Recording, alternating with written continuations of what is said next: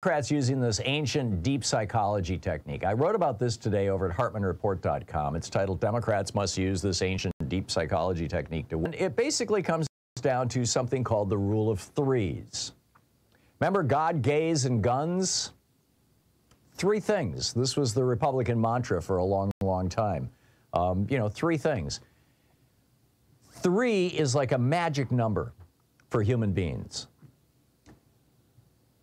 Three, there's actually good physiology and psychology behind this. Three is the minimum number necessary for human beings to engage in what's called pattern recognition. For you to start recognizing, hey, there's something going on here. One won't do it, two won't do it, but three, hey, that's a pattern. So we immediately bond to threes, number one. Number two, threes are a lot easier to remember. I mean, just pretty straightforward stuff. And so if you want to increase your impact, number three, increase your impact, use three things, right? Come up with three things. Right now, Democrats are principally focusing on abortion. And as such, they're leaving behind two other topics that they could be talking about that they need to be messaging to. I would say that the economy should be one, and the way that the Republicans screwed us by, ending the ban on oil exports from the United States. I'll be talking about that in a moment. Or, how big corporations are ripping us off and the Republicans are just fine with that. I mean, there's a bunch of ways we could message the economy. And frankly, crime and homelessness, I think, is another one that the Democrats should be taking on in a big way. The Republicans are using this as a club to beat Democrats over the head with.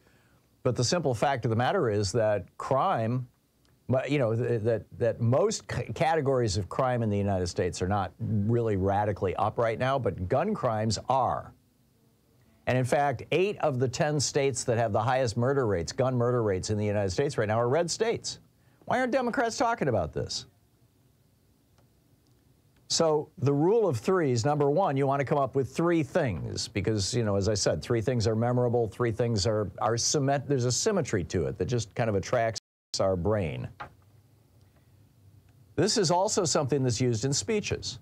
This is from Ronald Reagan, from his inaugural address. I went back and read Reagan's and Kennedy's inaugural addresses yesterday when I was writing this op-ed.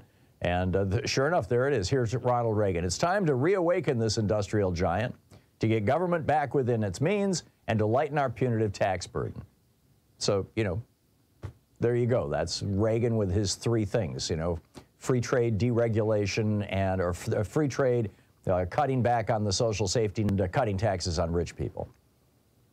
John F. Kennedy, he says, the times are too grave, the challenge too urgent, and the stakes too high. Three things to permit the customary passions of political debate. He goes on to say, too many Americans have lost their way, their will, and their sense of historic purpose. Three things.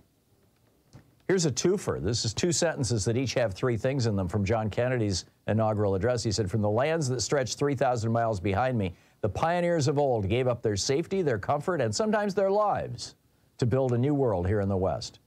They were determined to make that new world strong and free, to overcome its hazards and its hardships, to conquer the enemies that threaten from without and within.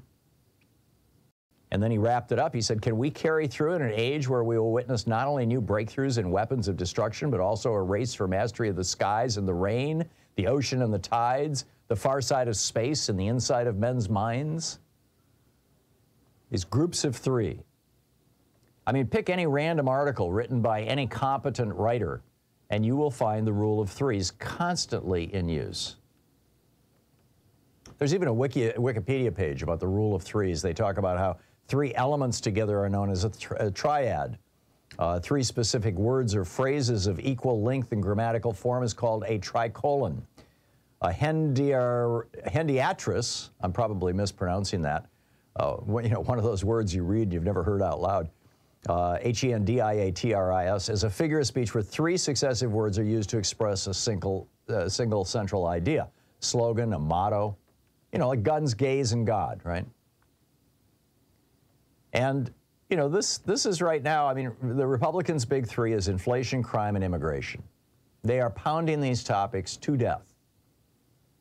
And Democrats need to pick three, not just abortion. They need to pick three topics I have some suggestions, but, you know, you do this thoughtfully. You do this based on, you know, what you think will work.